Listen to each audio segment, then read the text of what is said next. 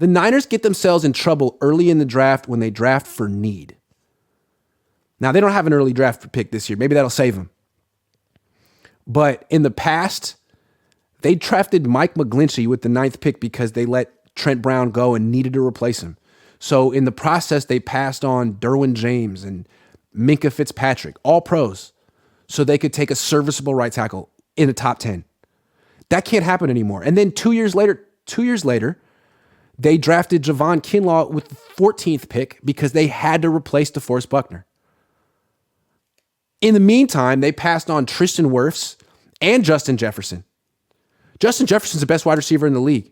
And they did this because they were drafting for need.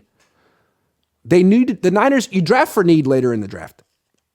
Last year, they took Ty Davis-Price in the 3rd round because they felt they needed another running back after losing Raheem Mostert and signing Deebo Samuel to a big extension.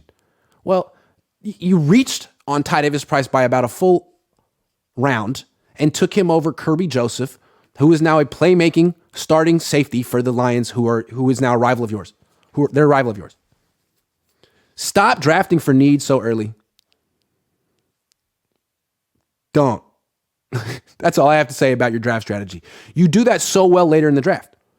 Why would you do that in round 1, 2, and 3 when you can do it in rounds 5, 6, and 7? And you do it so well. You need to find a starting safety. You find it in round 5. Or a starting running back. You find him in round 6.